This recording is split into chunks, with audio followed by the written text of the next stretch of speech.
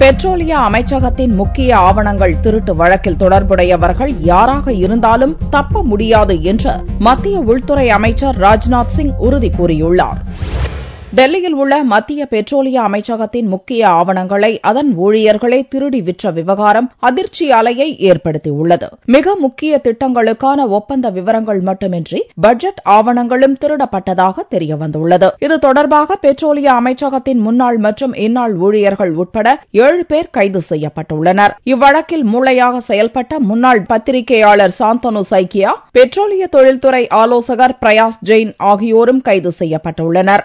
இந்நிலையில் இவ்வழக்கு தொடர்பாக செய்தியாளர்களின் கேள்விகளுக்கு பதிலளித்த மத்திய உள்துறை அமைச்சர் ராஜ்நாத் சிங், இவ்வழக்கில் தொடர்புடையவர்கள் யாராக இருந்தாலும் தப்ப விடமாட்டோம் என்று உறுதி தெரிவித்தார். இந்த மிகப்பெரிய ஊழலை வெளிச்சத்துக்கு கொண்டு வந்தது பாரதிய ஜனதா தலைமையிலான தேசிய ஜனநாயக கூட்டணி அரசு என்று கூறிய ராஜ்நாத் சிங், இந்த விவகாரத்தில் டெல்லி போலீசார் முழுமையாக விசாரணை மேற்கொண்டு வருவதாகவும் கூறினார். दिल्ली पुलिस इन्वेस्टिगेशन कर रही है पूरे मामले की और मैं समझता हूं कि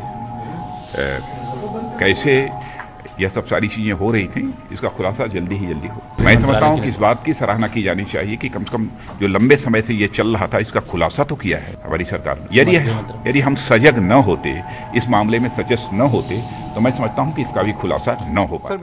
பெட்ரோலிய அமைச்சக முக்கிய ஆவணங்கள் லீக்கான விவகாரத்தில் Reliance Industries, Anil Dhirubhai Ambani group, Essar நிறுவனம் போன்றவற்றுக்கும் தொடர்பு இருக்கக்கூடும் என்று சர்ச்சை எழுந்துள்ளது. இவ்வழக்கில் டெல்லி போலீசாரின் நடவடிக்கைகளுக்கு பாராட்டு தெரிவித்துள்ள டெல்லி முதல்வர் அரவிந்த் கெஜ்ரிவால், இதில் அதிக பலன் அடைந்த முக்கிய புள்ளிகள் மீதும் நடவடிக்கை எடுக்கப்படும் என்று நம்புவதாக தெரிவித்துள்ளார். இதற்கிடையே ஆவண திருட்டு வழக்கு தொடர்பாக கைது செய்யப்பட்ட ரிலையன்ஸ் இண்டஸ்ட்ரீஸ் நிறுவனத்தின் கம்பெனிகள் விவகாரத்துறை மேலாளர் சைலேஷ் சக்சேனா, எஸ்ஆர் நிறுவனத்தின் துணை பொது மேலாளர் வினய்குமார், கெயின் இந்தியா நிறுவனத்தின் பொது மேலாளர் கே நாயக், ஜூப்ளியன்ட் எனர்ஜி நிறுவனத்தின் மூத்த நிர்வாகி சந்திரா, ரிலையன்ஸ் நிறுவனத்தின் துணை பொது மேலாளர் ரிஷி ஆனந்த் ஆகியோரை டெல்லி மெட்ரோபாலிட்டன் மாஜிஸ்ட்ரேட் நீதிமன்றத்தில் டெல்லி கிரைம் பிரான்ச் போலீசார் ஆஜர்படுத்தினர். அவர்களை 5 நாள் காவலில் எடுத்து விசாரிக்க அனுமதி கோரிய போலீஸ் தரப்பு இந்த வழக்கில் தேச பாதுகாப்பு தொடர்பான ஆவணங்களும் கைப்பற்றப்பட்டுள்ளதாக தெரிவித்தனர். இவ்வழக்கில் கைது செய்யப்பட்டுள்ள முன்னாள் பத்திரிகையாளர் சாந்தனு சைக்கியா,